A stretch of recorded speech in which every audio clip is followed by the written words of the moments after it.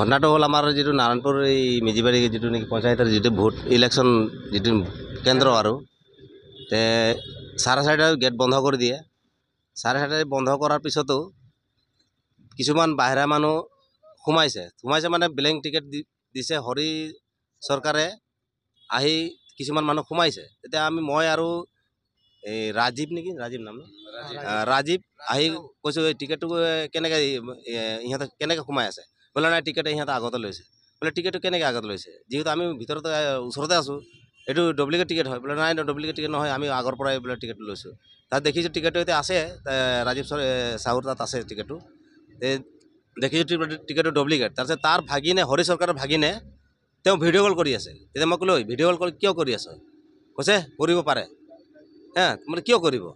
আৰু যিহেতু 4:30 যিটো বন্ধ কৰি দিছে তাৰ ওপৰত যদি আপোনালোকে কিয় এইটো কাম কৰি আছে? এনে কৰোঁতে হৰি চৰকাৰে কি কৈছে, মোক ঢাকা মাৰি দিছে। আৰু তাৰ ভাগিনটো তাকো কেণ্ডিডেট আমাৰ যিটো তাকো ঢাকা মাৰিছে। আমিতো ইয়াতে আছিলোঁ, মানে আমাৰ মেম্বাৰ ফালৰ পৰা আমি ধৰ অডিএছ হিচাপে আছিলোঁ তাত। হৰি চৰকাৰে আমাৰ ৰাতিপুৱাৰ পৰা ইয়াতে আছিলে। তাৰ পৰা ই কি কৰিছে, মানে বহুত মানুহ এনেকৈ সোমাই আছে তাৰ ফালৰ পৰা। আৰু চবকে ক'ত ভোট দিব লাগে, কি কথা ক'ব লাগে, ই মানে নিজে কৈ দিয়ে যায় অমুকক ভোট দিবি বুলি। তো আমিওতো তাতে আছোঁ, আমি কৈ দিয়াৰ পিছত ই মানে আমাৰ কথাটো পাত্তাই নিদিয়ে। তাৰপিছত এনেকৈ হৈ সন্ধিয়া হ'ব লগালে 4টা বাজিলে। তাৰপিছত আমাৰ ভোট কেন্দ্ৰ বন্ধ হৈ গ'ল 4:30 বজাত।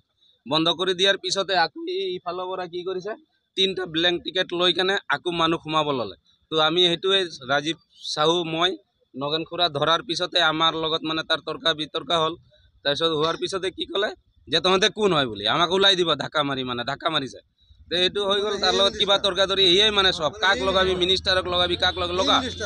তাৰপিছত এনেকৈ কৰোঁতে হৈ গ'ল। হৈ যোৱাৰ পিছতে অলপ পিছত কি হ'ল, এই আমি যেতিয়া বাহিৰত ওলাই গ'লোঁ, তাৰপিছত এই টিকেটটো কৰিলে। পিছত আকৌ বাইদেউ আমাৰ যিটো কেণ্ডিডেট উপমা দাস তাকো ফোন কৰি কৈছে কি নগেনে মাৰিব নেকি, অনিলে মাৰিব নেকি, এনেকৈ কৰি আৰু তাক ভাবুকি দিছে।